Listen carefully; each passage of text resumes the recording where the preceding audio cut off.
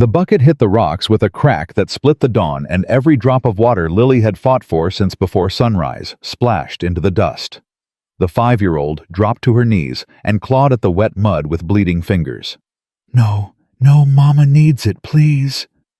Her small voice broke into a sob. She'd sworn she wouldn't cry. Behind her, a shadow moved. A man on a dark horse sat watching, one gloved hand resting on the pistol at his hip, his eyes fixed on the child, like he'd just seen a ghost rise out of the earth. Before we go any further, if this little girl's story touches your heart, please take a moment to subscribe to the channel and stay with me until the very last word. And in the comments below, tell me the town or city you're watching from tonight. I'd love to see how far Lily's journey has traveled across this great country. Now, let's step back into that dusty Wyoming morning, where a broken cowboy and a dying mother's child are about to change each other forever. The man on the horse didn't speak. He didn't move. Lily scraped another handful of mud into her palms and pressed it against her chest as if she could carry the water home that way. Her lips were cracked. Her knees were raw. She didn't look at him. "Mama's waitin'," she whispered to the dirt. "Mama's waitin', and I already broke the last bucket." The horse snorted. The saddle creaked as the rider shifted his weight. "Little miss." She froze. "Little miss, that water's gone." "It ain't." "It's gone, child. Leave it be."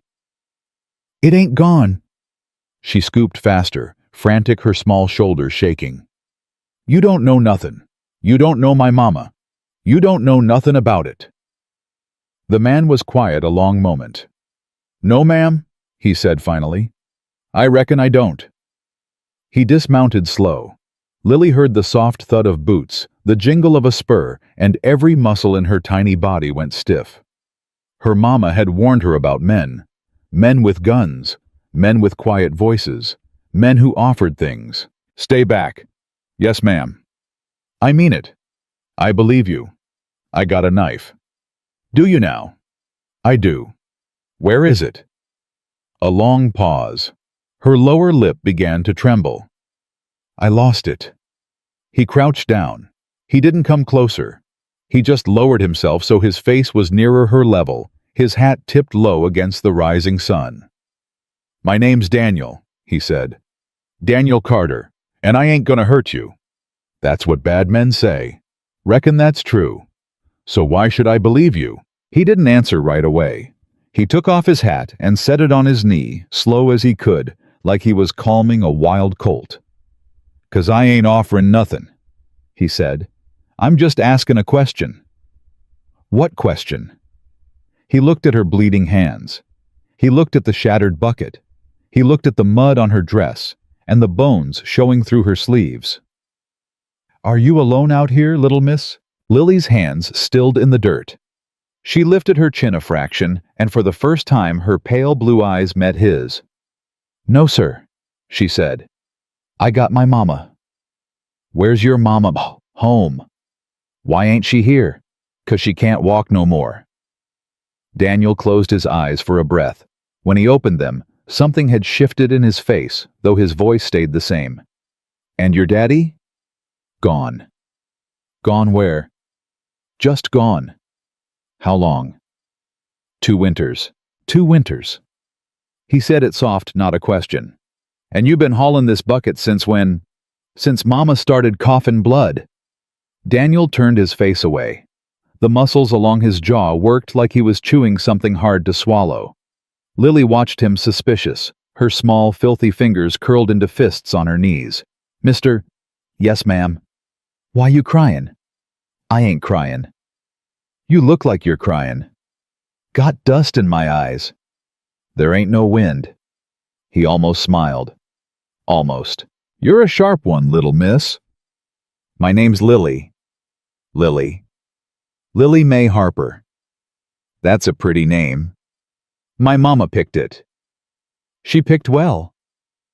Lily considered him for a long moment.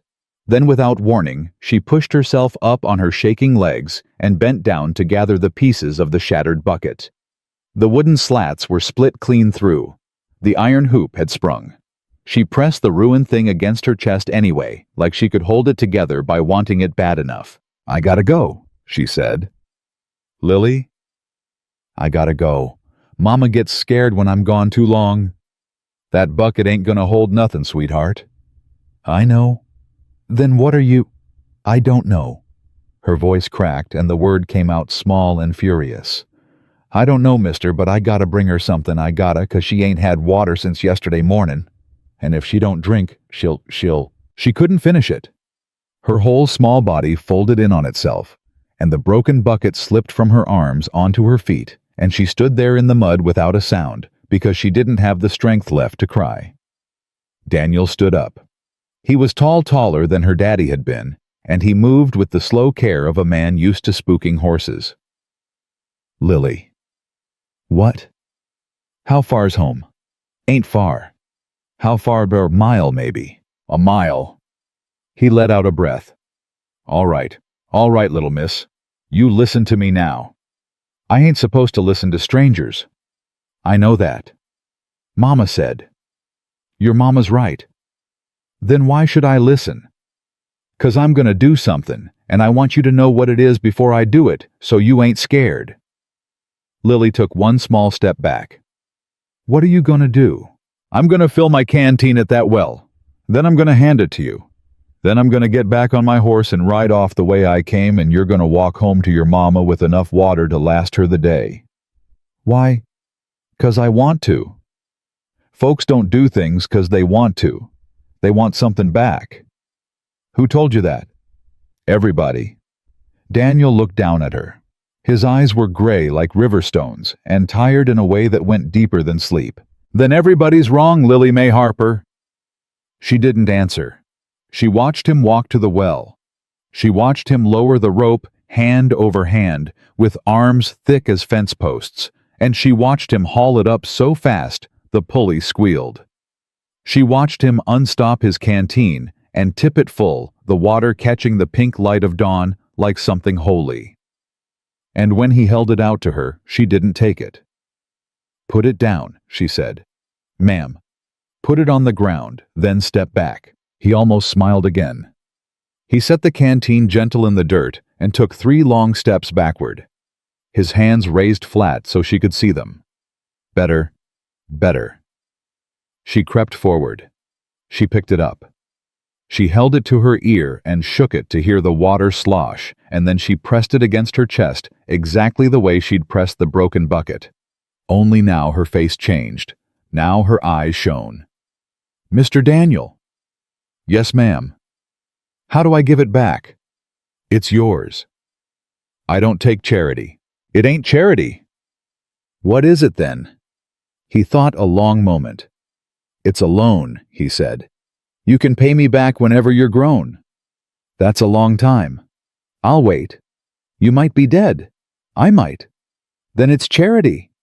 Then it's a gift. I don't take gifts from strangers. Lily May. My mama said. Daniel let out a slow breath and sat down right there in the dirt, cross-legged like a boy, his hat on his knee, and the Wyoming morning burning up all around them. Lily, can I ask you something? What? Has your mama ate today? No, sir. Yesterday. A long silence. Little bit. How little, a piece. A piece of what? Bread. How old was the bread? Pretty old. And you? She didn't answer. She just stared at her muddy feet. Lily, look at me. She didn't. Little miss, look at me. She did finally, her jaw trembling. You keep that canteen, he said. You take it home. You give every drop to your mama first, and anything she don't finish you drink yourself. You hear me? Yes, sir. And if I ride past your place tomorrow, just ride past, mind you not stop, and there happens to be a proper bucket sittin' on the porch that ain't from me neither. You understand? Who would it be from? The wind, maybe. The wind don't carry buckets. Wyoming wind does. Lily almost smiled. She caught herself and didn't let it come. I gotta go, mister. Go on then. Thank you for the loan. Ain't a loan anymore. It's a gift. Ain't a gift. It's a loan. All right, little miss. A loan. She turned and started walking, the canteen hugged to her chest, her bare feet kicking up pale dust. Daniel didn't mount his horse. He just sat there in the dirt and watched her until she was a small dark shape against the rising sun, and then a smaller shape, and then nothing at all. Then he put his face in his hands. "Lord have mercy," he whispered to nobody. "Lord have mercy on that child." The cabin was the color of old bone. Lily pushed the door open with her shoulder because her arms were full, and she crept inside the way she'd learned to do, quiet as a mouse, because loud noises hurt Mama's head now. "Mama." No answer. "Mama, I'm home." Still nothing. Lily's breath caught. She set the canteen on the dirt floor and hurried to the little pallet by the wall, her heart hammering in her chest like a trapped bird. "Mama, please." "I hear you, baby." The voice was a whisper, cracked and thin. "I hear you. I was just resting my eyes." Lily dropped to her knees beside the pallet and pressed her small hand against her mother's forehead, the way her mother used to do for her. "You're hot, Mama. I'm all right. You're real hot. I'm all right, Lily May. Did you—" A cough tore through Sarah Harper's chest, bending her half off the pallet. Lily held her up with both skinny arms until the coughing passed, and her mother could breathe again, shallow and rattling. "Did you get water, baby?" "I got better in water." "What's better in water?" "A canteen." Sarah's eyes, gray-blue and sunken in their sockets, opened slow. "A canteen. A man gave it to me." Her mother tried to sit up and couldn't. Fear flickered across her face, sharper than the pain. "What man?" "His name is Daniel." "Daniel who?" "Daniel Carter." "Lily." "He didn't touch me. He didn't come near. He put it on the ground, Mama, and stepped back like you said. And he called me ma'am." "He called you ma'am?" "3 times, maybe 4. Sarah closed her eyes. Tears slid from the corners of them into her hair. "Oh, baby." "Don't cry, Mama." "I ain't crying. You look like you're crying." "Got dust in my eyes." "There ain't no wind in here, Mama." A broken sound came out of Sarah that might have been a laugh. She reached up with a hand that trembled like a leaf and cupped her daughter's face, and Lily leaned into it the way a cat leans into warmth. "Where's the canteen, sweet pea?" "Right here." "Bring it." Lily fetched it. Sarah's hand shook so bad she couldn't lift it alone, and the two of them together, little fingers wrapped around thin-waisted ones, tipped the canteen to her lips. She drank like a woman pulled from a desert. When she stopped, half the water was gone, and she pushed it back at her daughter. "The rest is yours." "No, Mama." "Drink it, Lily." "Mr. Daniel said Mama first." "Mr. Daniel ain't your Mama. He said you first, then me. That was the deal." "The deal? It's a loan." Sarah looked at her child for a long, still moment. "Lily May Harper." "Ma'am, you listen to me." "Yes, ma'am." "There ain't no such thing as a free loan from a man in this country. You hear me?" "Yes, ma'am." "Don't you go back to that well tomorrow." "But, Mama." "Don't you go back." "Mama, we don't got no water." "We'll manage." "We won't. We won't manage, Mama. The jug's empty, the barrel's empty. I checked." Sarah closed her eyes again and didn't open them for so long that Lily put her ear against her mother's mouth to make sure she was still breathing. She was barely. "Baby," Sarah whispered. "Baby, come lay down beside me." Lily climbed onto the pallet and curled against the burning furnace of her mother's ribs. She could feel every bone. She could count them with her eyes closed. "Mama." "Yes, sweet pea." "Are you dying?" A silence. "I don't know, baby." "If you die, where will I go?" "Hush now." "Where will I go, Mama?" "God will send somebody." "God ain't sent nobody in 2 winters." Sarah didn't answer that. She just held her daughter tighter, and her breath came shallow and wet against Lily's hair, and outside the thin walls of the cabin, the Wyoming wind began to rise. The knock at the door came just before noon. Lily sat up fast. Sarah's eyes snapped open. "Who is it?" Sarah called her voice stronger than it had any business being. "Mrs. Harper, it's Eldon Crane. Open up now." Sarah's face went white as chalk. "Lily, Lily, listen to me." "Yes, Mama." "Go to the back, behind the stove. Don't come out till I say." "Who is he?" "Go, child." "Mama, go." And Lily scrambled off the pallet and wedged herself behind the cold iron stove, small as she could make herself. Her hands clapped over her own mouth. The door opened without being asked. A boot struck the floor. Then another. "Now, Mrs. Harper." The voice was slick, not angry. Worse than angry. Pleasant. "You know why I'm here?" "I know." 3 months behind. "I know that too. Mr. Vance has been patient. Mr. Vance has been exceedin' patient. Mr. Vance has been waitin' for me to die, Eldon, and we both know it." A soft chuckle. "That's an ugly thing to say, ma'am." "The truth's an ugly thing." A pause. A scrape of boots coming closer to the pallet. Lily pressed herself harder into the wall and bit down on her own knuckle. "Where's the girl, Sarah?" "Out." "Out where?" "Out. Folks in town are sayin' you oughtn't to have her, sayin' she ain't fed, sayin' she ain't clothed, sayin' a sick woman can't raise a child out here alone. Folks in town can go to hell, Eldon Crane. Now, Sarah, tell Mr. Vance if he wants this land he can come get it himself. I ain't signin' nothin', not today, not tomorrow, not the day they put me in the ground." "That's a shame, ma'am. That's a real shame. 'Cause you see there are other ways." "What other ways?" "The judge is a reasonable man. So's the sheriff. And when a child is sufferin' well, the law has provisions." Behind the stove, Lily's breath stopped entire.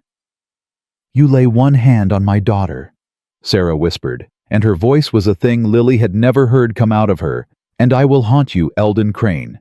I will haunt you into your grave." A long silence. Then the slick laugh again, quieter now. 3 months, Sarah. You got 3 months. Mr. Vance is generous." The boots turned. The door opened. The boots walked out.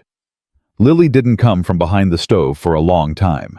When she finally crept back to the pallet, her mother's eyes were closed and tears were running silent down into her hair, and the canteen Daniel Carter had given her sat on the floor between them, half full, gleaming soft in the midday light, like something small and impossible. "Mama?" "Yes, baby. I'm going back to the well tomorrow." "Lily." "I'm going back, Mama." Sarah opened her eyes. She looked at her daughter for a long, long time. "All right, sweet pea," she whispered at last. "All right." And outside on the far ridge, where a man sat unmoving on a dark horse and watched a thin line of smoke rise from a tumble-down cabin at the edge of nothing, Daniel Carter reached into his saddlebag, pulled out a folded wanted poster with his own face printed on it and set it on fire between 2 gloved fingers. He watched the paper curl to ash. He watched the ash scatter on the Wyoming wind. Then he turned his horse toward town. The town of Redwater was the kind of place a man rode through, not into. Daniel Carter rode into it anyway. He tied his horse outside Harlow's general store and pulled his hat low. A woman on the boardwalk looked at him twice. A man outside the saloon stopped mid-conversation. Daniel didn't meet any of their eyes. He stepped inside the store and let the door shut behind him. "Help you, mister." The shopkeeper was thin and wary, a pencil behind one ear. "I'll take a bucket. Oak ironbound. The good kind." "That'll be $1. "Fine. And I'll take a sack of flour, a sack of beans, salt pork, what you got. Coffee, sugar ½ pound, cornmeal, tin of lard, 2 pounds of dried apples." The shopkeeper's pencil had come out from behind his ear and was moving fast. "Anything else, mister?" "A shawl." "A shawl. Woman's shawl. Wool. Warmest you got." "Got a gray one. Got the blue one." "The blue one. And little girl's boots. Size—" Daniel held up his hand and squinted at the space between his fingers. "Size real small. You got anything?" "I got a pair a widow brought in last month. Her girl outgrew 'em." "I'll take 'em." The shopkeeper set the pencil down. He was looking at Daniel now, the way folks looked at a thundercloud coming in from the west. "Mister, that's a considerable sum." "I know it." "Don't recall your face." "You wouldn't. You stayin' long?" "No." "Well, that's your business." The shopkeeper bent to his figuring. "Comes to $9.40. Daniel laid a $10 gold piece on the counter. The shopkeeper stared at it like it had fallen out of the sky. "Keep the change." "Mister, keep it." "Who'm I tellin' you bought this for, if somebody asks?" Daniel picked up the bucket. He tucked the shawl under one arm. He lifted the sack of flour onto his shoulder as if it weighed nothing. "Nobody," he said. "Mister, that ain't an answer." "It's the only one you're gonna get." He walked out. The shopkeeper stood behind his counter and watched the door swing shut, and then he looked down at the $10 gold piece. And then he looked up the street toward the big white house on the hill, where Jeremiah Vance was surely taking his afternoon whiskey, and his mouth got thin. Daniel didn't ride back to the Harper cabin. Not yet. He rode out past the edge of town to a stand of cottonwoods, and he set down the supplies, and he sat with his back against a trunk and waited for the dark. The Wyoming dark came slow and cold. When he finally moved, the moon was a thin silver sickle, and the cabin was a shadow at the foot of the ridge. He walked his horse the last quarter mile. He didn't knock. He didn't call out. He set the bucket on the porch step. He set the sack of flour beside it. He set the beans, the salt pork, the coffee, the sugar, the cornmeal, the lard, the apples, the shawl folded on top, the little boots tucked into the shawl, and then he turned to go. The door opened behind him. "Mister." Daniel froze. "Mister, don't move." He heard the small, dry click of a hammer being pulled back. He raised his hands, palms out, slow. "Yes, ma'am." "Turn around." "Yes, ma'am." He turned. Sarah Harper was standing in the doorway, in a nightdress that hung off her like a sail off a broken mast, a double-barrel shotgun braced against her hip. Her hair was matted with fever sweat. Her eyes were bright and hard. "Name?" "Daniel Carter, ma'am." "Daniel Carter." "Yes, ma'am." "You gave my child a canteen." "Yes, ma'am." "You followed her home." "I watched where she went. I didn't follow." "That ain't a distinction I care for, mister." "No, ma'am, I reckon it ain't." The barrel didn't waver. Behind her, at knee level, a small face appeared in the dark of the doorway. "Mama, that's him." "I know who it is, baby. Get back inside." "Mama!" "Lily, May, get back inside." The small face vanished. Sarah took one step out onto the porch. The boards creaked under her bare feet. She looked at the mound of supplies.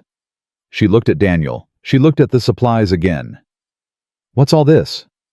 "Provisions, ma'am." "For who?" "For the wind?" "Don't play with me, mister. I'm a dying woman, and I got no time for games." "Yes, ma'am." "What do you want?" "Nothin'. Everybody wants something." "So I've been told, today, by your daughter." Sarah's jaw tightened. "Speak plain." "Plain is I rode past a well this mornin' and saw a child bleedin' into the dirt. Plain is that child's mother is sick. Plain is I had money in my pocket and a horse under me and no place in particular to be. Plain is I don't need you to thank me, and I don't want you to pay me, and I don't aim to set foot in this house unless you invite me. I ain't invitin' you. Didn't ask you to. Then why are you still standin' on my porch? You got a shotgun on me, ma'am." A silence. Then slowly Sarah lowered the barrel. "Not all the way. Halfway." "Mr. Carter." "Ma'am." "Why?" The word was bare. It wasn't a demand anymore. It was a question from a woman who had run out of places to put that question in the world. Daniel took off his hat. He held it against his chest. "Ma'am," he said, "I had a little girl once." Sarah didn't speak. "She'd have been about 6 now," Daniel said, "if things had gone different." "Oh," Sarah whispered. "Her mama was sick too, not like you. Different sick, but sick." "What happened?" "There weren't no stranger rode up to our well, ma'am." Sarah closed her eyes. The shotgun dipped. "Mr. Carter?" "Yes, ma'am." "Come inside." "Ma'am, I don't think—" "Come inside. It's cold out there, and you're gonna catch your death, and I'll be damned if a man who just bought my child a pair of boots freezes to death on my porch." "Yes, ma'am." He carried in the supplies one armful at a time. Lily watched from behind the stove, her eyes huge and solemn, her small fingers wrapped around a splintered piece of kindling she'd evidently decided was a weapon. Daniel pretended not to see her. He set everything on the table. He set the boots last, right on top of the shawl, and he stepped back. "Lily May," Sarah said softly. "Come out from there." "Mama?" "It's all right, baby. Come out." Lily crept out slow. She didn't look at Daniel. She went to the table. She reached up on her tiptoes and touched the little boots with one finger, barely as if they might disappear. "Mama." "Yes, sweet pea." "Are these for me?" "They're for you, baby." Lily pulled her hand back. She put both hands behind her back. "I don't take charity." Daniel laughed. It came out of him before he could catch it, a short, rough sound that surprised him more than anyone else in the room. "Miss Harper," he said. "Ma'am, those ain't charity neither." "What are they?" "A loan." "Till when?" "Till you're grown." Lily considered this. She looked up at her mother. Sarah was watching Daniel with an expression Lily couldn't read. "Mama, can I take a loan?" "You can take a loan, sweet pea." Lily picked up the boots. She held them to her chest.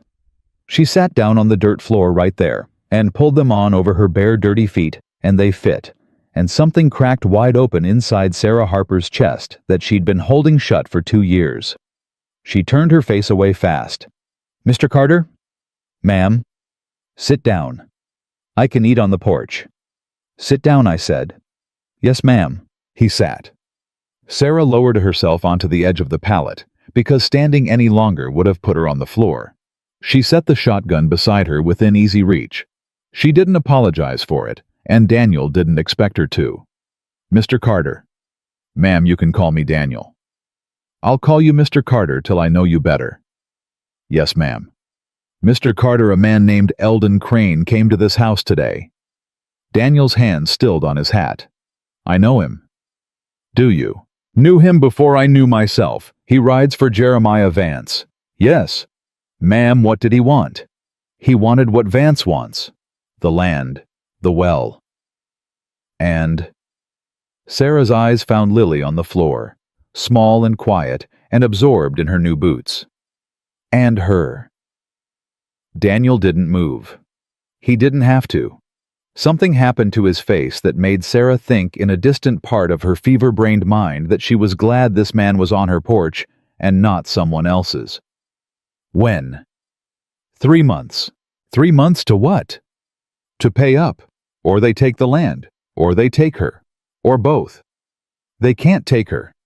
"They can, Mr. Carter. They got the judge. They got the sheriff. They got the priest and the banker and every man in this county who ever owed Jeremiah Vance a favor, which is every man in this county. Miss Harper." "Ma'am, they ain't taken her." Sarah looked at him a long time. "Mr. Carter, you don't know these men." "Oh, ma'am," Daniel said softly. "I know men like these men. I've been knowing men like these men my whole life. And I'm telling you." He leaned forward, and his gray eyes caught the lamplight and held it. "They ain't taken her." Sarah didn't answer. She couldn't. Her throat had closed up. Lily had stopped admiring her boots. She was listening. She'd been listening the whole time. "Mr. Daniel?" "Yes, Lily May." "Are they going to take me from Mama?" Daniel turned in his chair so he faced her direct. "No, ma'am." "How do you know?" "'Cause I say so." "That ain't an answer." "It's the only answer I got, little miss. You'll have to take it on loan." She thought about that.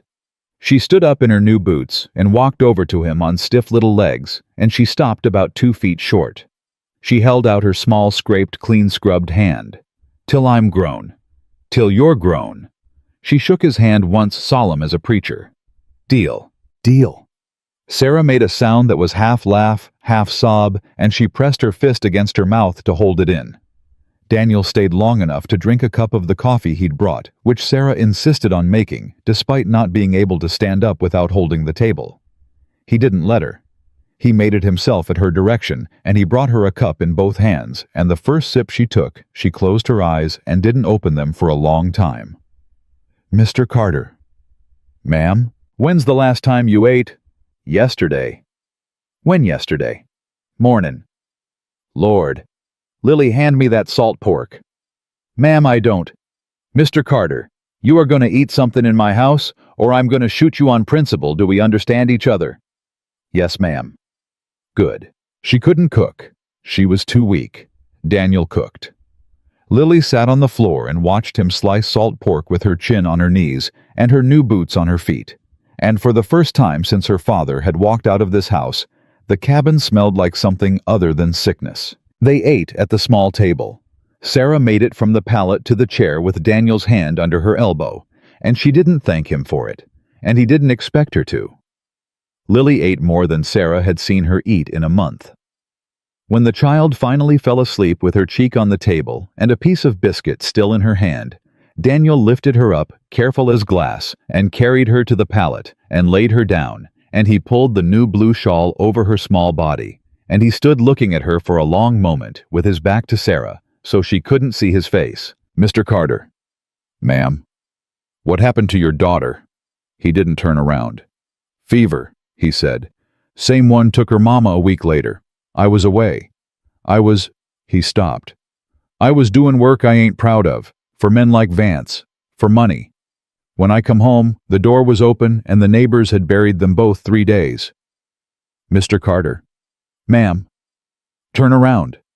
He turned. His face was wet. He didn't wipe it. "I'm sorry," Sarah whispered. "Ma'am, I ain't told that to a livin' soul in 4 years." "Why tell me?" "'Cause you asked. Folks ask lots of things. You asked kind." Sarah looked at this stranger in her kitchen. This broken man with gentle hands, and a past that rode behind him like a second horse.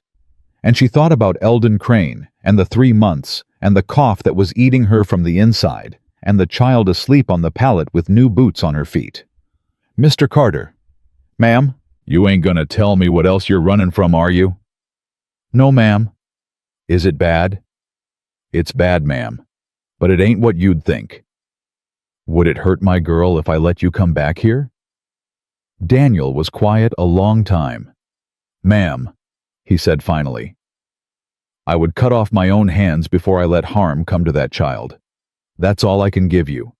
That and my word that when the trouble comes, and it's comin', ma'am, it's comin' for all of us, I'll be standin' between it and her. That ain't enough. I know it ain't. But it's more than I had yesterday." "Yes, ma'am." Sarah closed her eyes. When she opened them, they were clear. "Come back tomorrow, Mr. Carter." "Yes, ma'am." "Come back with a axe. That woodpile's a disgrace." "Yes, ma'am." "And Mr. Carter." "Ma'am. Don't sneak around no more. You come to my door like a man, and you knock and I'll answer." "Yes, ma'am." "Yes." He put on his hat. He walked to the door. He stopped with his hand on the latch. "Miss Harper." "Sarah." "Ma'am. My name's Sarah. If you're chopping my wood, you might as well use my name." "Sarah." "Yes, Mr. Carter." "Daniel." "Daniel." He lifted the latch. He opened the door. He stepped out into the cold Wyoming dark, and before he closed the door behind him, he heard very soft from the pallet, a small sleepy voice that had not been asleep after all. "Good night, Mr. Daniel." "Good night, Lily May." The door clicked shut. Sarah Harper sat at the table in the lamplight with a cup of hot coffee in her hands and a shotgun at her feet, and a child sleeping warm on the pallet under a blue wool shawl. And she bent her head, and for the first time in 2 winters, she prayed, and the prayer was only one word: "Please." And outside somewhere on the dark ridge between the cabin and the town, a man rode slow under a thin, sickle moon, with his shoulders squared against a weight he had carried alone for 4 years, and did not have to carry alone tonight. And behind him, in a white house on a hill, a lamp burned in an upstairs window, where a thin, slick man named Eldon Crane stood looking out at the dark, and behind him a voice said very pleasantly, "Who was the stranger at Harlow's store today?" "Eldon." "Don't know Mr. Vance?" "Didn't give a name." "Find out." "Yes, sir." "Tonight." "Yes, sir." And Jeremiah Vance smiled the smile of a man who had never in his life been told no, and he turned from the window and the lamp went out. Daniel came back the next morning with an axe on his shoulder. He didn't sneak. He walked his horse right up to the front porch in broad daylight, and he stopped at the step and he knocked 3 times on the open door frame because the door was already open. "Mornin', Miss Sarah." "Mornin', Mr. Carter." "Thought we agreed on Daniel." "We agreed when you was leavin'. This is arrivin'. Folks earn their names twice in my house." "Yes, ma'am." She was sitting up. That was the first thing he noticed. She was sitting up in the chair at the table, pale as flour, but upright with her hair combed, and a shawl he recognized around her shoulders. Lily was at her feet, with the little boots on, and a wooden spoon in her hand, stirring something in a bowl that was too big for her. "Mr. Daniel." "Mornin', Lily May." "I'm makin' biscuits." "Are you now?" "Mama's tellin' me how." "Well, I reckon I ain't had a biscuit made by a 5-year-old before." "I'm almost 6. "When do you turn 6? "When the snow comes." "That's soon." "I know it." Daniel set the axe against the porch rail and stepped inside, and he took off his hat, and he stood in the middle of the small room, not knowing what to do with his hands. "Wood piles out back," Sarah said. "Yes, ma'am." "Take your coat off first. You're gonna sweat through it." "Yes, ma'am." He chopped wood for 2 hours. He chopped until his shirt was soaked and his palms were blistering, and the pile beside the cabin was high enough to last a month. He chopped the way a man chops when he's trying to outrun something in his own head, and Sarah watched him from the window when she had the strength to stand, and she knew the look of it because she had worn that look herself once a long time ago. When he finally came in for water, Lily met him at the door with a tin cup held up in both hands. "For you, Mr. Daniel." "Much obliged, ma'am." "It's a loan." "Till when?" "Till you drink it." He laughed. He drank it down in one pull. He handed her back the cup. "Paid in full." She beamed. He stayed for the noon meal. Lily's biscuits were heavy as stones and burnt on the bottom, and he ate 3 of them, and told her they were the finest biscuits west of the Mississippi, and she sat on his knee without asking permission, and he didn't move her. Sarah watched the 2 of them across the table and said nothing, because what was rising in her chest was something she didn't have a name for and didn't trust yet. "Mr. Carter." "Ma'am." "Can I ask you something direct?" "Yes, ma'am." "How much money you got?" Daniel set down his coffee cup. "Enough." "Enough for what?" "Enough for what needs doing." "The back debt's $140. Daniel didn't answer right away. Lily had fallen asleep against his chest. He shifted her gentle so her head rested on his shoulder. "I can pay it, Sarah." "I ain't asking you to pay it." "I know you ain't." "Mr. Carter." "Daniel. Daniel, if you pay that debt, Vance will know. And if Vance knows there's a man paying my debts, Vance will dig. And if Vance digs, he'll find what he finds." "What will he find?" "Sarah." "What will he find, Daniel?" The child on his shoulder stirred and settled. "He'll find," Daniel said quietly, "that there's a warrant out of Kansas in the name of Daniel Carter for a bank robbery I didn't do." Sarah's cup clattered against the saucer. "That I rode with men who did it, and I didn't know it was going to happen, and when I found out I left and they named me in it anyway, 'cause somebody had to hang for it, and I was the one who wouldn't come back." "Daniel?" "And he'll find that the real man who done it is named Frank Mercer, and he's been dead 2 years, and nobody cleared my name 'cause nobody cared to, and I've been running ever since." "Daniel Carter." "Ma'am?" "Is that the truth?" "That's the truth, Sarah. Before God and this sleeping child, that's the truth." Sarah looked at him for a long time. Her eyes had that brightness fever gives, but behind the brightness was something steady, something that had been there before the fever came.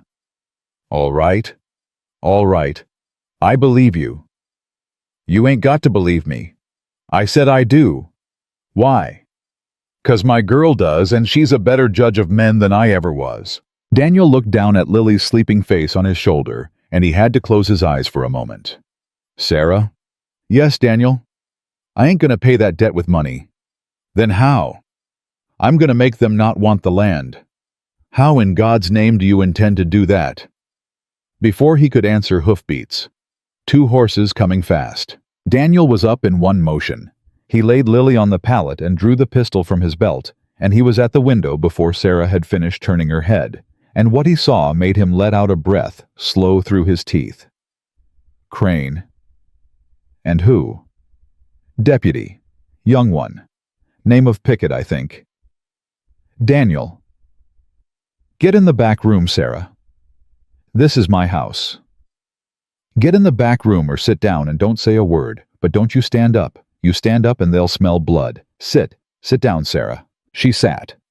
The knock was the kind of knock that didn't expect to be told to wait. Mrs. Harper, open up. Daniel set the pistol on the table behind him, butt first out of sight, but in reach. He opened the door. Eldon Crane stood on the porch. Behind him a boy of maybe 20, in a deputy's badge that looked too big for him. You ain't Mrs. Harper? No, sir. Who in the hell are you? Friend of the family. Since when's the Harper woman got friends? Since yesterday. Crane's pleasant face tightened. Step aside, mister. I'd rather not. You'd rather not. Miss Sarah's not well. She ain't receivin'. She'll receive the law. Then bring the law. You brung a boy and a bookkeeper. The deputy's ears went red. Crane's smile got thinner. I don't believe we've been introduced, stranger. I don't believe we have. Your name? Ain't volunteerin' one. That's interestin'. Reckon it is. Behind Daniel from the chair at the table, Sarah's voice came clear and cold. Eldon Crane. Mrs. Harper? What do you want? Just checkin' on the child, ma'am. Just seein' how the little one's gettin' on. The little one's sleepin'.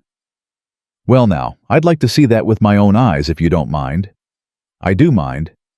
Ma'am, turn around and walk off my porch, Eldon. Mrs. Harper, the law don't work that way. Daniel hadn't moved. He stood in the doorway with one hand on the frame and the other loose at his side. And when Crane took half a step forward, Daniel didn't step back. Mister, Crane said softly, you are interfering with official business. You got paper. I got what? Paper. You got a warrant. You got a court order. You got anything written down with a judge's name on it. Show it to me and I'll step aside. Don't need paper to check on a child. Then you don't need to come in, mister. My name, Daniel said, is Carter. Daniel Carter. Write it in your little book. The deputy's hand had drifted toward his pistol. Daniel saw it. He didn't move. Son, he said, real gentle to the deputy. If you pull that iron, I'm going to take it from you, and I'm going to make you eat it, and your mama's going to cry at your funeral. Now put your hand somewhere else. The deputy put his hand somewhere else. Crane laughed. It was not a real laugh. Carter. Carter. Well, Mr. Carter, I'll be sure to pass your regards along to Mr. Vance. You do that. Mrs. Harper. Mr. Crane. 3 months. I heard you the first time. Just making sure you ain't forgot. I ain't forgot a thing, Eldon Crane. Not one thing. Not in 2 winters. Crane's pleasant mask slipped for just a second, and underneath it was a small hard man who had been called by his full name by a dying woman and did not like it one bit. Good day, Mrs. Harper. Good day, Mr. Crane. He turned. The deputy turned. They walked to their horses. They mounted up. Crane settled himself in the saddle and looked back at Daniel one last time, and he smiled his thin, pleasant smile. Carter, he said. Carter, Carter. I'll remember it. You do that. They rode off. Daniel shut the door. He leaned his forehead against it. His hand was shaking. Daniel. Yes, ma'am. He knew. He knew something. He didn't know what. He'll know by sundown. I know he will. What do we do? Daniel turned around. He picked up the pistol and slid it back into his belt. He walked to the table and sat down across from her and put his hands flat on the wood. Sarah. Yes. I need you to trust me. I do. I need you to trust me about something you ain't gonna like. Say it. I'm gonna ride back to town tonight. I'm gonna wake up the doctor. I'm gonna pay him whatever he asks, and I'm gonna bring him here, and he's gonna look at you, and he's gonna tell us what we're fighting. Daniel, we can't afford. I ain't asked you what you can afford. I told you what I'm doing. Daniel. Sarah, please. She closed her eyes. All right. And second thing. You got kin. My sister. In St. Joseph. She know you're sick. She knows I'm poor. She don't know how bad. Would she take Lily? Sarah's eyes flew open. Daniel Carter, don't you dare. If something happens to you, Sarah, if it comes to that, would she take Lily? Yes, she would. She would take her in a heartbeat. Good. But Daniel, nothing's happening to you, Sarah Harper. You hear me? Nothing's happening to you. But I learned a long time ago you plan for the worst and hope for the rest, and I aim to hope real hard for this one. Sarah put her face in her hands. Her shoulders shook once, twice, and then she pulled in a long breath and lifted her head, and her eyes were dry. All right. All right. What's the third thing? Ma'am? There's always a third thing, Daniel Carter. Say it. He almost smiled. Third thing is, I want you and Lily to come into town with me next week. Publicly. In the daylight. Walking down the main street on my arm. What in the world for? 'Cause Vance wants this to be a quiet thing. Wants it done in shadows. Wants nobody knowing. I aim to make it loud.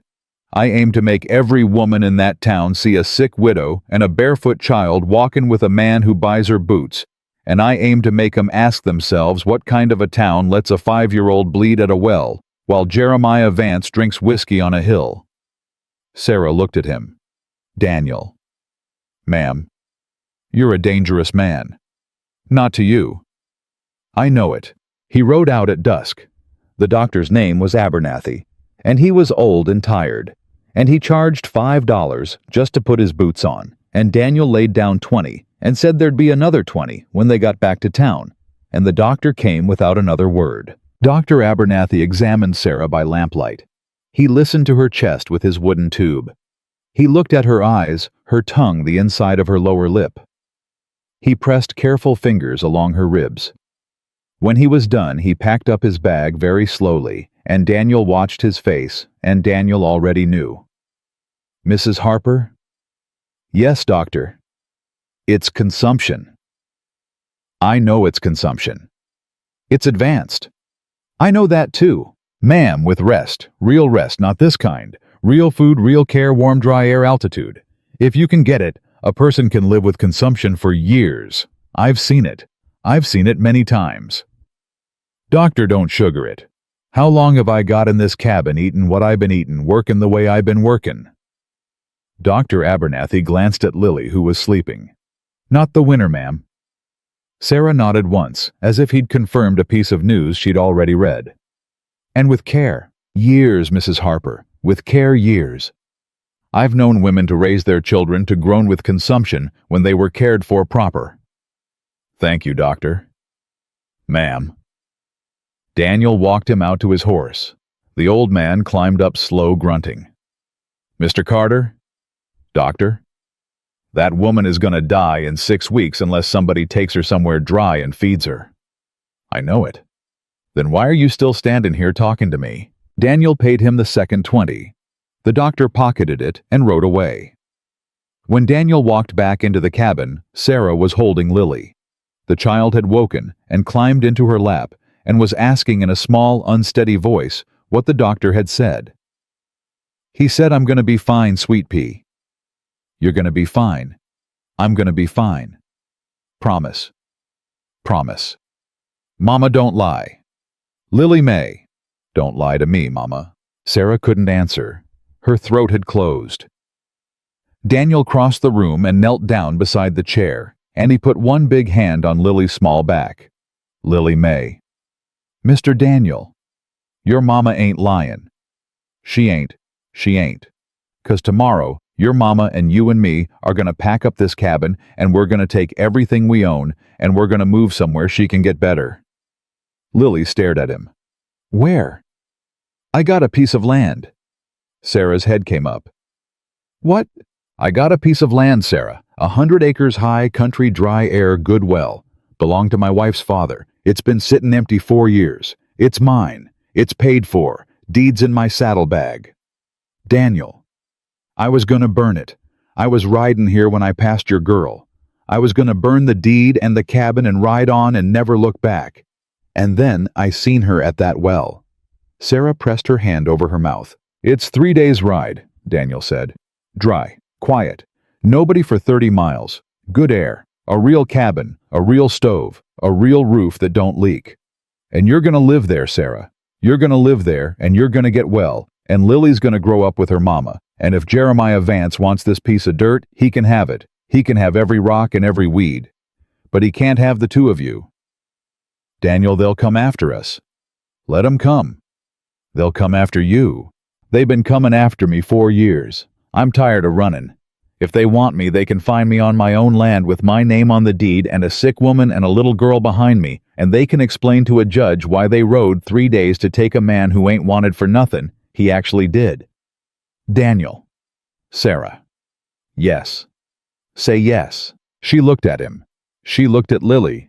She looked at the cabin where she had watched her husband die and her body fail and her daughter bleed, and she looked at the door that Eldon Crane had walked through twice now, and she looked at the blue wool shawl around her shoulders that a stranger had bought her in a town that had forgotten her name. "Yes, yes, yes, Daniel, yes." Lily looked from her mother to Daniel and back again, her small face serious. "Mr. Daniel?" "Yes, Lily May. Are you coming with us?" "If your mama says I can." "Mama, he's coming with us, Sweet Pea." Lily nodded. She laid her head against her mother's chest. She closed her eyes. "Good," she murmured, "'cause I already shook on it." And somewhere back in the White House on the hill, a telegram was being written out in careful pencil by a slick, thin man named Eldon Crane, addressed to a sheriff's office in Kansas, and the telegram read, "Need information on one.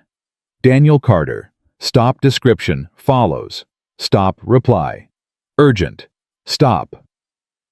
And the telegraph key began to click. The telegram came back at dawn. It came back faster than Eldon Crane had expected, which meant the sheriff in Kansas had been waiting 4 years for someone to ask. Crane read it twice in the lamplight. Then he folded it in half and walked it up the hill to the White House without stopping to put on his coat. Jeremiah Vance was at breakfast. "Mr. Vance." "Eldon." "You're going to want to read this." Vance did not look up from his eggs. He held out one hand.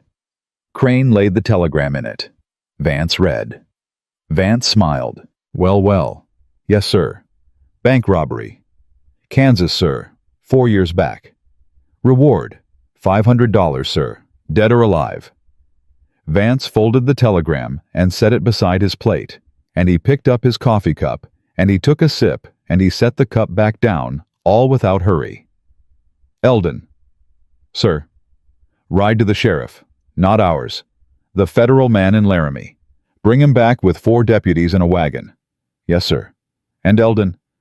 "Sir." "The Harper woman, the child, get papers. Custody, neglect, unfit mother, whatever the judge will sign. I want them drawn up before that federal man arrives." "Yes, sir." "By tomorrow sundown." "Yes, sir." "Go." Eldon Crane went.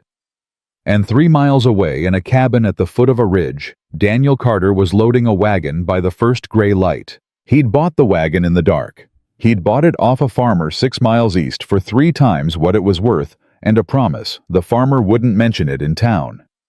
He'd hitched his horse and the farmer's old mule, and he'd driven it up to the Harper cabin, and now he was carrying out of the house everything Sarah Harper owned in the world, which was not very much. "Daniel." "Yes, ma'am." "The Bible." Got it. It's in the chest. The picture of my mother. Got it. The quilt, the blue one. Got it, Sarah. Lily's doll. I got it. I got all of it. Sit down, Sarah. You're white as a sheet. I'll sit when it's loaded. You'll sit now, or I'll put you down myself. Daniel Carter, I swear. Sarah. She sat. She sat on the chair by the door and watched him carry her life out the door, one armful at a time, and Lily sat at her feet in the new little boots and held her doll and didn't say a word. Mama? Yes, sweet pea. Are we leaving forever? We're leaving, baby. Is this ever going to be our house again? No, Lily.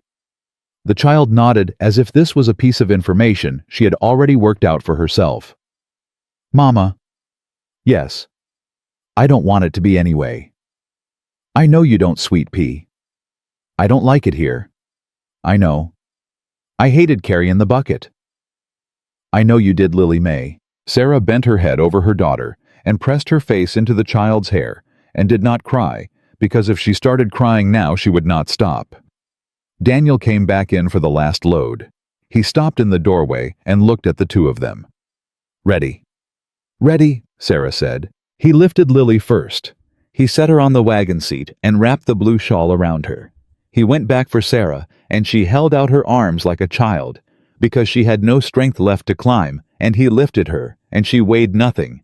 And he set her beside Lily and tucked another blanket around them both. Daniel. Ma'am. The door. He walked back. He closed the cabin door. He stood looking at it a moment, and then he did something Sarah did not expect. He took off his hat. He held it against his chest, and he said quiet enough that only the door heard him. Thank you for keeping him alive till I got here. He walked back to the wagon. He climbed up. He took the reins. Which way, Sarah? West. West. They had gone perhaps a mile when they heard the horses.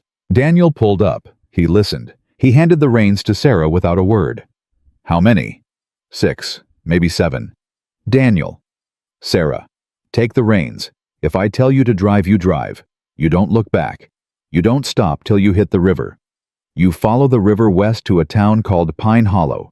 You ask for a man named Thomas Bell. You tell him I sent you, and you show him the deed in the small leather wallet in the chest. You hear me? Daniel, don't. You hear me, Sarah. I hear you. Lily May. Yes, Mr. Daniel. You take care of your mama. Yes, Mr. Daniel. Promise. Promise. He climbed down from the wagon. He walked 10 paces back down the trail. He stood there with his hands loose at his sides and waited. They came around the bend at a trot, 6 of them. A federal marshal in front with a silver star and gray mustaches, 4 deputies flanking him, and Eldon Crane riding a little apart like a man who knew where the shooting would start and did not intend to be in it. The marshal raised a hand. The deputies pulled up. Carter. Marshal. Daniel Carter. That's me. Son, I'd like you to lay that pistol on the ground and step back from it. Marshal. Yes, Carter. Before I do that, I'd like 5 minutes. The marshal looked at him. The marshal was a tired man with tired eyes. He had been chasing men like Daniel Carter for 30 years, and he had long ago stopped confusing a badge with righteousness. 5 minutes. Yes, sir. Talk. I didn't do it. Son, every man I ever arrested didn't do it. I know that, Marshal. I know how this sounds. But I'd like you to telegraph a man in Topeka. His name is Judge Horace Whitaker. Ask him about the Mercer gang. Ask him what Frank Mercer said on his deathbed about the Farmers' Bank in Abilene, and who was there and who wasn't. Ask him that, Marshal, and then come find me. And if his answer don't match mine, I'll ride back to Kansas with you in chains. And I won't give you a lick of trouble. Carter. Sir, Judge Whitaker's been dead 6 months. Something went out of Daniel's face. Dead? Died in February. I was at the funeral. Then it's his clerk. His clerk was there. A man named Peavy, John Peavy. He took the deathbed statement. He wrote it down. It's in the court records if it's in anywhere. Carter, I can't hold up a federal warrant on your say-so of a clerk in Topeka. I ain't asking you to hold it up forever, Marshal. I'm asking you for a week. One telegram. 1 week. I got a woman in that wagon who is dying of consumption and a child who ain't got nobody else. And if you take me today, she's dead in 6 weeks, and that child is a ward of a man who wants her land. You know that man is Jeremiah Vance. You know what he is, Marshal, or you're the only man in Wyoming who don't." The Marshal's eyes slid just barely toward Eldon Crane. Crane smiled his pleasant smile. "Marshal, the warrant is the warrant." "I know what the warrant is, Crane. Mr. Vance would appreciate—" "I don't care what Mr. Vance would appreciate." Eldon Crane's smile did not falter, but something in the set of his shoulders did. The Marshal turned back to Daniel. "Carter." "Sir." "Who's the woman?" "Sarah Harper, widow. Lives in the cabin east of here. That's her daughter Lily, 5 years old." "Harper." "Yes, sir. I heard that name this morning. Mr. Crane here filed custody papers on a Harper child at 6 a.m. Said the mother was unfit." "She ain't unfit, Marshal. She's sick. There's a difference." "There is." The Marshal sat his horse a long moment. He looked past Daniel at the wagon. He looked at Sarah, sitting on the bench with the reins clutched white-knuckled in her hands and a shotgun across her knees she did not remember picking up. He looked at the small face of a child peering over the wagon edge. "Crane." "Marshal." "You filed those papers at 6 a.m. "Yes, sir." "The telegram from Kansas came back to you at what time?" "Shortly after, sir." "Shortly after." "Yes, sir." "So you filed custody papers on a child before you knew this man was wanted?" "Mr. Vance had concerns." "Mr. Vance had concerns." "Yes, sir." "About a child he's never met?" "Sir, I don't care for your tone." "Crane, I don't give a damn what you care for." The deputies were very still now. One of them, a young one, was working hard not to smile. The Marshal turned his horse sideways on the trail so he could see both Daniel and Crane at the same time. "Carter." "Sir, you said a week." "Yes, sir." "I'll give you 3 days." "Marshal." 3 days. "Carter, you stay put. You don't leave this county. You give me your word on that and I'll telegraph Topeka before sundown and you'll have your answer by Friday. And if the answer don't match, I'm coming for you and you'll come quiet." "Yes, sir. My word." Crane. "Marshal, you touch that child or her mother before I hear back from Topeka, and I will personally arrest you for obstruction of a federal investigation. You understand me?" "Sir, Mr. Vance." "You understand me, Eldon Crane?" "Yes, sir." "Say it plain." "I understand you, Marshal." "Good." The Marshal tipped his hat to Sarah in the wagon. He tipped it to Lily. He turned his horse. "Boys, let's ride." The deputies wheeled around. The Marshal rode off. 4 deputies followed. Eldon Crane sat his horse a moment longer staring at Daniel across the 20 feet of trail between them, and his pleasant face was gone, and what was under it was not pleasant at all. Carter. Crane. "You think you won something today?" "I ain't thinking about you at all, Eldon." "Mr. Vance don't lose." "He's about to learn." 3 days. 3 days. Crane touched his heels to his horse and rode after the Marshal, and Daniel stood in the road until the sound of hooves faded completely. Then his knees started to shake, and he sat down in the dirt, and he put his head in his hands. Footsteps behind him, small ones. "Mr. Daniel?" "Lily." "Are you all right?" "I'm fine, Sweet Pea." "You don't look fine." "I'm gonna be fine."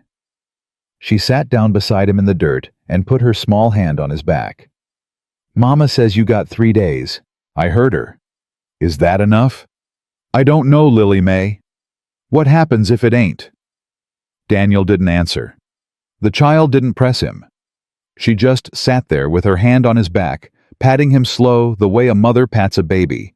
And after a while, Daniel lifted his head and looked at her, and his eyes were wet, and he said, "Lily May Harper, you are the bravest person I have ever met."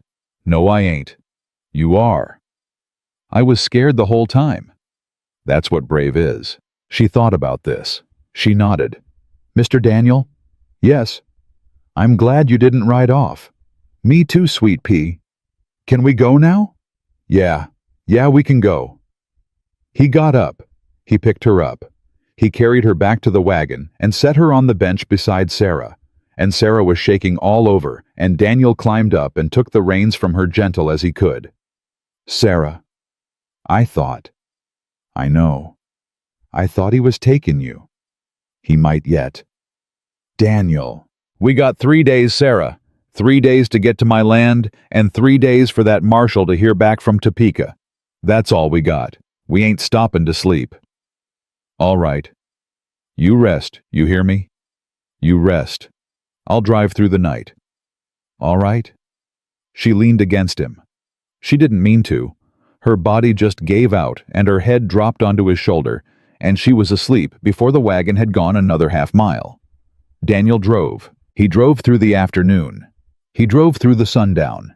He drove through the cold, thin hours of the Wyoming night, with Sarah asleep against his shoulder, and Lily asleep in her lap, and the stars wheeling overhead, and the mule and the horse pulling steady, and he did not close his eyes once. He thought about a dead judge in Topeka.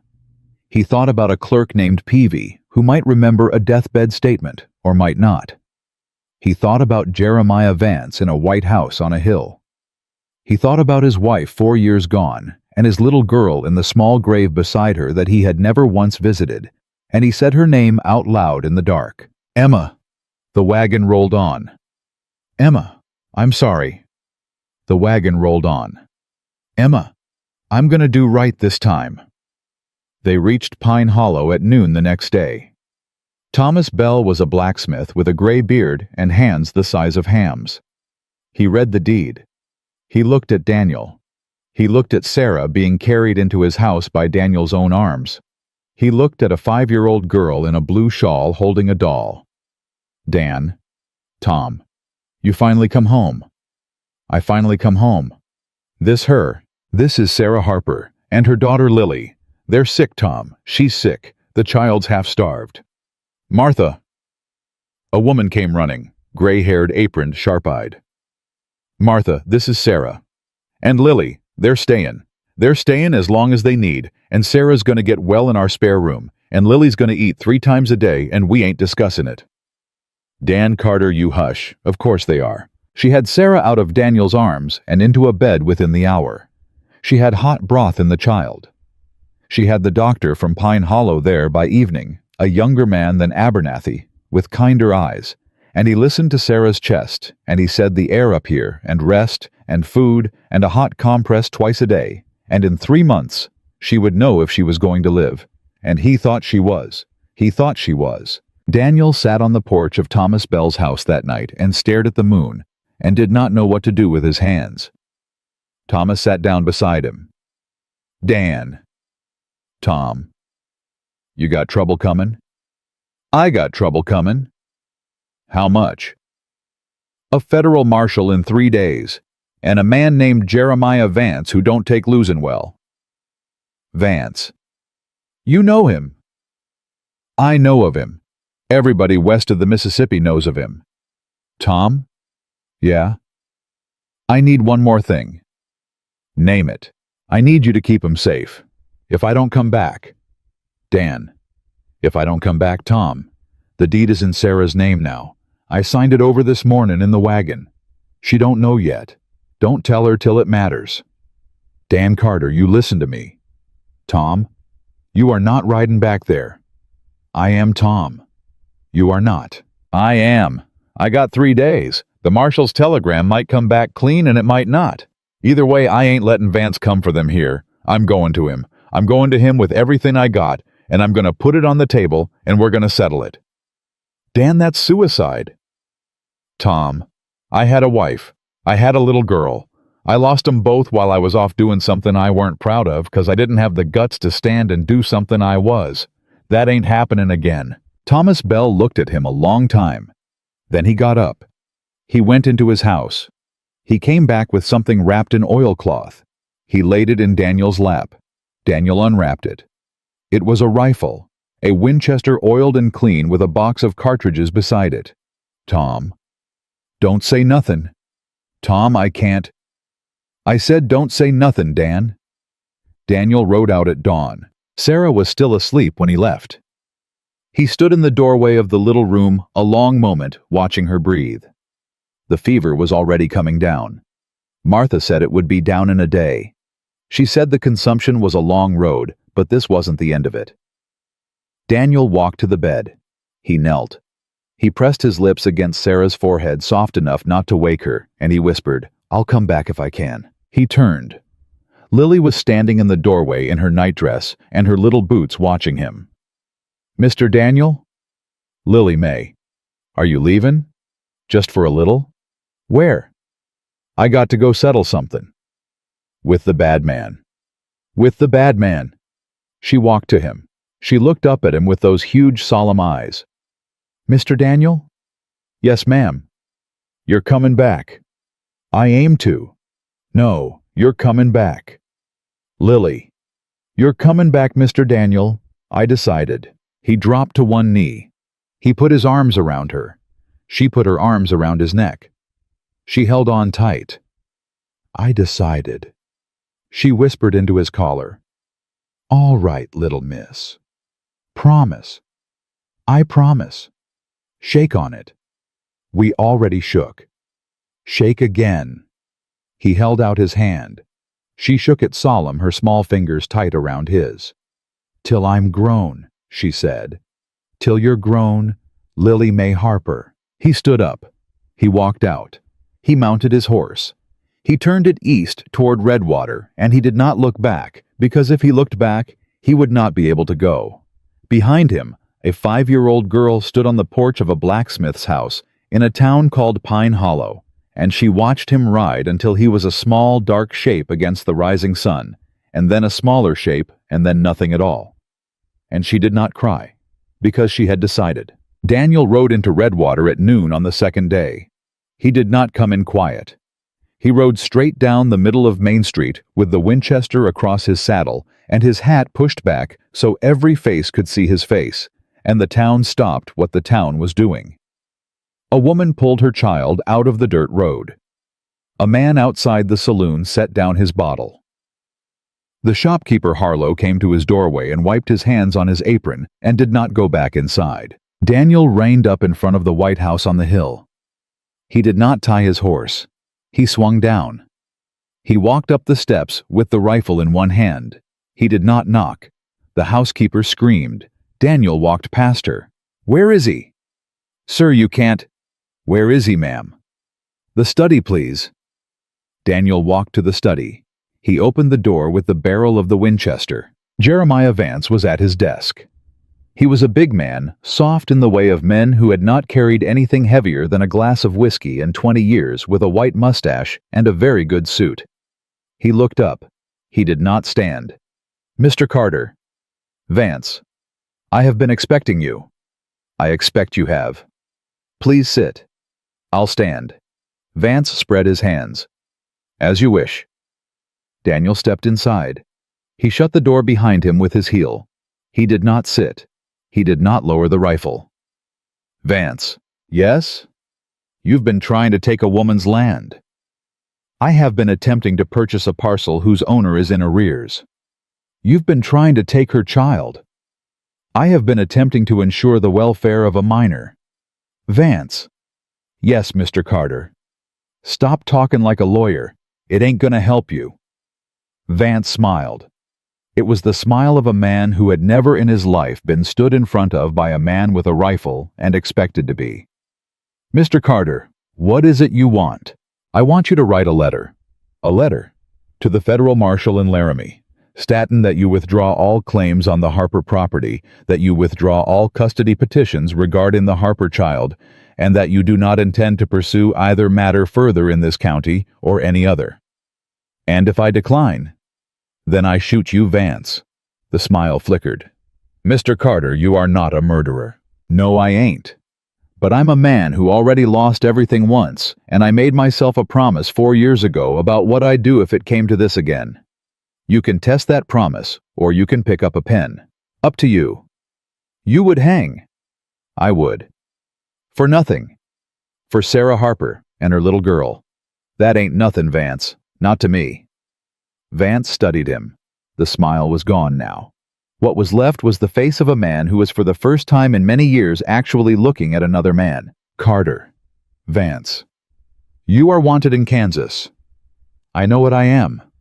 The marshal will hang you anyway. Maybe. So why this theater? 'Cause if they hang me, I want 'em safe first. And if they don't, I want 'em safe anyhow.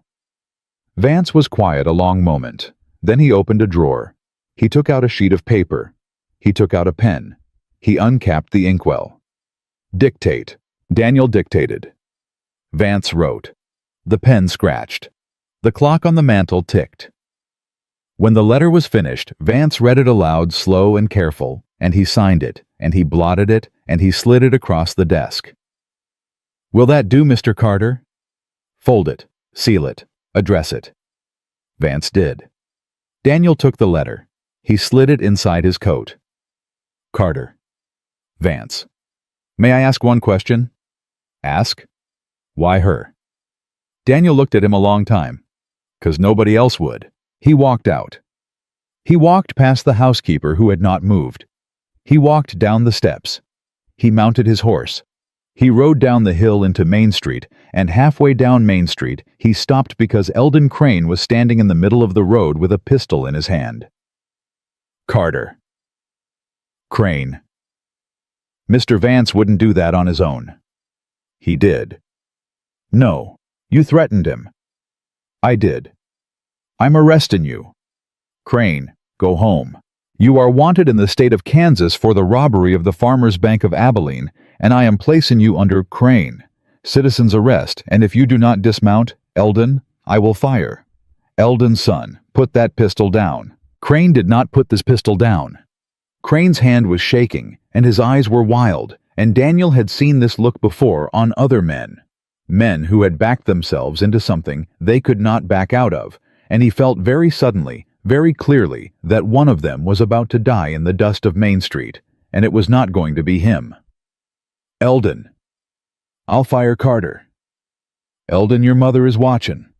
Crane's eyes flickered just once toward the boardwalk on his right, where a small, gray-haired woman in a calico dress had stepped out of the bakery with flour on her hands, and her face had gone white as the flour, and she was whispering, Eldon, Eldon, baby.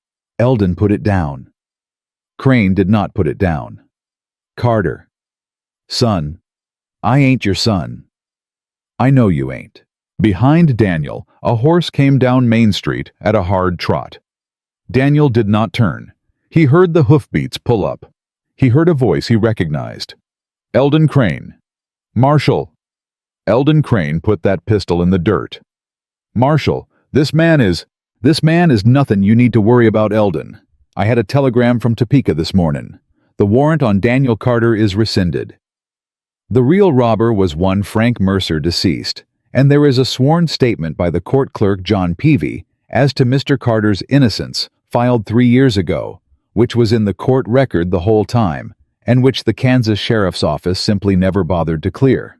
Mr. Carter is a free man. Put the pistol down. The pistol dropped into the dust. Crane's legs went out from under him. He sat down in the road.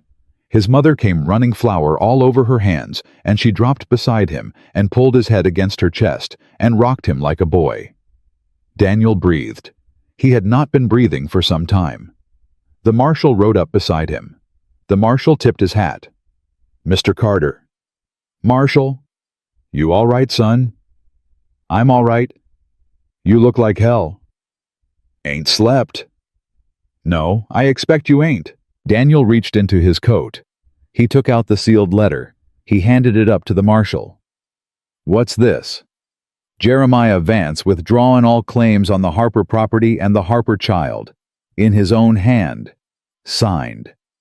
The marshal looked at it. He looked at Daniel. He looked at the White House on the hill. Carter. Marshal. Did you put a rifle on him? I did. You gonna arrest me for that, Marshal? The marshal tucked the letter into his saddlebag. Didn't see a rifle, he said. Must have been the sun in my eyes. Marshal. Son. Thank you. Don't thank me, Carter. I've been wanting an excuse to do something about Jeremiah Vance for 15 years, and you just handed me one. Now get out of my town and go see your woman."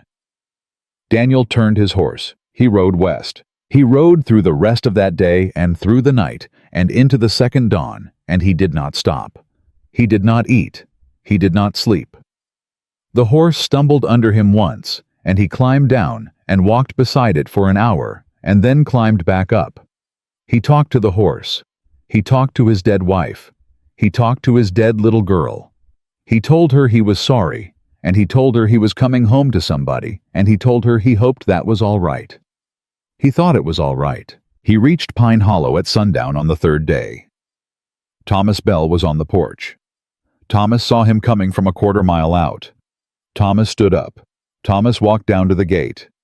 "Dan." "Tom?" "You came back." "I came back." "Dan Carter, you look like a dead man." "I ain't, though." "You ain't." The front door opened. A small shape came out. A smaller shape than Daniel remembered, or maybe just the same, in the blue shawl and the little boots, and she stopped at the top of the porch steps, and she put her hand up to shade her eyes against the sun. "Mr. Daniel." "Lily May." "Mr. Daniel." She ran. She came down the steps so fast she tripped at the bottom and caught herself on her hands and kept running, and Daniel had swung down off the horse before she reached him, and he went to his knees in the grass, and she hit him at a full run and wrapped both arms around his neck so tight he couldn't breathe, and he didn't try to. "You came back." "I came back." "I told you." "You told me." "I decided." "You decided, Lily May." She pulled back. She held his face in her two small hands. She looked at him very seriously. "Mama's awake." "She is." "She ate bread, a whole piece," Martha said. "A whole piece." "And she sat up." "She sat up." "Come on." She took his hand. She pulled him toward the house. He went. Sarah was sitting up in the bed. Her hair was brushed. There was color in her face, the first real color Daniel had ever seen there, and when the door opened and he came in behind Lily, she put her hand up to her mouth and her eyes filled and she could not speak. "Sarah." "Daniel." "I came back." "I see you did." "I brought a letter." "A letter." "From Vance, saying he withdraws." "Daniel." "Signed, sealed, in the marshal's hands. It's over, Sarah. The land, the child, the warrant, Vance, it's all done. It's all over." She held out her arms. He walked to the bed. He sat down on the edge of it. She put her thin arms around him, and he put his arms around her, and she pressed her face into his shirt, and she cried finally, the way she had not cried in 2 winters. Great, shaking sobs that were not grief, but release. And Daniel held her. And his hand shook on her back, and Lily climbed up onto the bed and wrapped her small arms around both of them because that was the only thing left to do. And the 3 of them sat there on the bed like that for a long time. "Daniel." "Sarah." "Don't go." "Where would I go?" "Don't go anywhere, ever." "Sarah." "I mean it." "I ain't going anywhere, Sarah. Ever." "Promise." "I promise." "Shake on it." He laughed. It came out thin and watery. He held out his hand. She shook it. Lily slid her small hand in on top of theirs and held on. "Till you're grown," Daniel said. "Till I'm grown," Lily said. "Till I'm grown too," Sarah whispered. And Daniel closed his eyes, and for the first time in 4 years, he did not feel like a man running from a thing behind him. He felt like a man who had arrived somewhere. Sarah Harper did not die that winter. She did not die the next winter either. The doctor in Pine Hollow had been right about the air and the rest and the food, and most of all, he had been right about the thing he did not say, which was that a person who has something to live for gets well faster than a person who does not. Sarah had something to live for. She had 2, in fact. And by the spring of the 2nd year, she was walking the whole mile down to the creek and back without stopping. And by the summer she was carrying a basket of wet laundry to the line, and by the fall, she was standing in the little church in Pine Hollow, in a pale blue dress Martha Bell had sewn for her, with her hand in Daniel Carter's hand, and Lily May standing between them in the little boots that did not fit anymore, but which she refused on principle to take off for the ceremony. The preacher asked if anyone objected. A voice from the back piped up, "Not me, Lily." The church laughed. Sarah laughed. Daniel bent down and kissed the top of his daughter's head, because she was his daughter.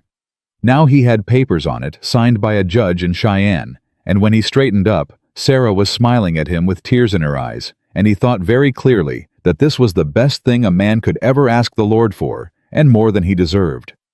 The preacher pronounced them. Daniel kissed his wife. Lily clapped. Outside the church, spring was coming up hard across the Wyoming high country. The cottonwoods were leafing. The grass was green to the knee. 100 acres of Carterland rolled out to the west under a sky so wide it hurt to look at. They walked home down the dirt track together, the three of them, with Thomas and Martha Bell, and half the town of Pine Hollow behind them. And when they came up over the rise and the little Carter cabin came into view, Lily broke loose and ran ahead, running full tilt in her 2 small boots, her hair flying out behind her, and Daniel put his arm around his wife, and she leaned her head against his shoulder, and they walked slow. "Daniel." "Yes, Mrs. Carter," she laughed. "That's gonna take some getting used to." "You got time." "I got time." Sarah. "Yes." "I never thanked you." "For what?" "For opening the door." She stopped walking. She turned to face him. She put both her hands flat on his chest. "Daniel Carter." "Yes, ma'am." "It was you opened the door." Sarah. "You opened it. You walked through it. You stood in it when Eldon Crane came. You rode through it when the marshal came. You carried me through it when I couldn't walk no more. You opened that door, Daniel. All I did was not shoot you when you stood in it." He laughed. He laughed until his eyes filled, and then he wasn't laughing anymore. Sarah. "Yes. I ain't ever gonna be far from you. Not ever again. I know it. Not for nothin'. I know it, Daniel." Up ahead, Lily had stopped at the porch. She had turned. She had cupped her hands around her mouth. "Come on, slowpokes." Sarah laughed. She took Daniel's hand. They walked on. 5 years later, a traveler passing through Pine Hollow stopped at the blacksmith's to have his horse shod, and while Thomas Bell worked, the traveler sat on the bench and watched the road, and after a while he said, "Who's that family up on the rise there?" Thomas Bell looked up. Across the valley, on the porch of a white-painted cabin with a proper stone well out front, a tall, lean man was sitting in a chair with a baby boy on his knee, and beside him a woman with chestnut hair was shelling peas into a bowl, and out in the yard, a girl of about 10 was chasing a younger brother through the long grass with a stick and shrieking with laughter. "That," said Thomas Bell, "is the Carter family. They've been there long. 5 years. They look happy. They are happy. That's a fine thing. It is a fine thing." The traveler paid for his shoe. He mounted. He rode on. And Thomas Bell stood in the door of his forge and looked up at the rise one more time, and he watched a little girl named Lily May Carter knock her brother flat in the grass, and then pick him up and kiss the top of his head, and he watched a tall, lean man named Daniel Carter lift a baby boy over his head and make him laugh, and he watched a woman named Sarah Carter stand up from her chair and walk out into the yard without a cough, without a tremor, without a shadow, and wrap her arms around all of them at once. And Thomas Bell smiled, and he said out loud to no one, "Yes, sir, that is a fine thing." And across 100 acres of Wyoming high country, under a sky as wide as forgiveness, a family that had not been born, but had been chosen, sat down together on a porch to eat their supper. And they never went hungry again. And they never went thirsty again. And the little girl who had once dragged a bucket alone through the dust before sunrise never carried anything heavier than her own brother on her hip for the rest of her days. She had decided, and the world had listened, and the world had listened, and the world had listened, and the world had listened, and the world had listened, and the world had listened, and the world had